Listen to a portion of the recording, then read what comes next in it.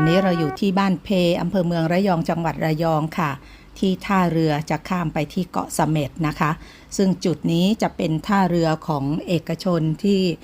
เขามีรีสอร์ทอยู่ที่เกาะเสม็ดนะคะแล้วก็คนที่มาลงเรือตรงท่าเรือนี้ก็จะเป็นแขกที่ไปพักรีสอร์ทของเขาที่เกาะเสม็ดแล้วก็จะเป็นคนงานหรือพนักงานต่างๆที่ทำงานของรีสอร์ทเหล่านี้นะคะแล้วก็การข้ามเรือหรือลงเรือไปที่เกาะเสม็ดจากท่าเรือตรงนี้ไม่มีค่าใช้จ่ายไม่ต้องซื้อบัตรซื้อตั๋วใดๆทั้งสิ้นนะคะเมื่อเรามาถึงบริเวณนี้เขาจะมีเคาน์เตอร์สำหรับเช็คอินนะคะเราก็ไปแจ้งเขาค่ะว่าเราจะไปรีสอร์ทอะไรนะคะซึ่งรีสอร์ทต่างๆที่เราจะข้ามไปจากท่าเรือตรงนี้นะคะมีรีสอร์ทพาราดีนะคะเลอวิมานอ่าวพร้าวรีสอร์ททรายแก้วบีชรีสอร์ทแล้วก็บ้านพลอยซีนะคะก็มาจอดรถเลยค่ะถ้าเราเป็นแขกไปพักที่รีสอร์ทตามที่เอ่ยชื่อมาแล้วนี่เราไม่ต้องชำระค่าจอดรถใดๆทั้งสิ้นนะคะไม่ว่าเราจะไปกี่วันกี่คืนก็ตามแล้วก็ค่าเรือค่าขนส่งต่างๆก็ไม่ต้องชำระนะคะก็นั่งเรือไปข้ามไปนะคะตอนนี้เราลงเรือเรียบร้อยค่ะแล้วเรือก็เริ่มออกจากฝั่งล่องลอยไปกลางทะเลแล้วมองเห็นเกาะเสม็ดอยู่ลิบๆฝั่งโน้นนะคะบรรยากาศดีมากๆท้องฟ้าสีครามแล้วก็มีเมฆบ้างเป็นบางส่วนนะคะลมทะเลรับไอทะเลโชยมาเบาๆบรรยากาศอะไรจะดีงามขนาดนั้นระหว่างที่พวกเรานั่งเรือไปที่เกาะเสม็ดนะคะ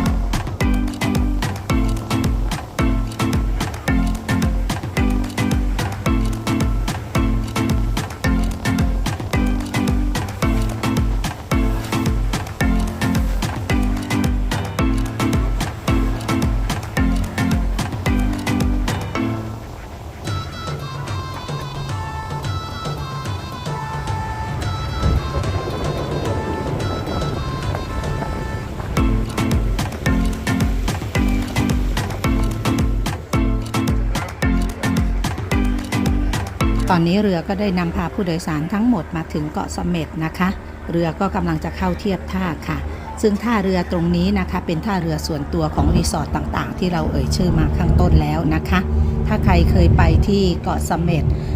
นั่งเรือไปแล้วก็พอไปถึงเกาะเสม็ดจะสังเกตเห็นมีท่าเรือใหญ่ๆแล้วก็มีรูปปั้นนางยักษ์นางผีเสื้อสมุทรอยู่ตรงในน้ำนะคะตรงนั้นคนละที่ค่ะแต่อยู่ใกล้ๆกันไม่ไกลกันมากนะคะพอเรือเข้าเทียบท่าเราจะสังเกตเห็นมีรถสองแถวจอดรอผู้โดยสารอยู่ตรงนี้นะคะพอเราขึ้นฝั่งที่ตรงรถสองแถวเขาก็จะแจ้งว่ารถสองแถวคันนี้ไปส่งที่รีสอร์ทอะไรนะคะไปปาราดีหรือไปเลอวิมานหรือไปอ่าวพร้าวรีสอร์ทหรือไปทรายแก้วบีชรีสอร์ทหรือบ้านพลอยซีนะคะโดยไม่มีค่าใช้จ่ายไม่ต้องชำระค่ารถใดๆทั้งสิ้นเขารับส่งฟรีนะคะ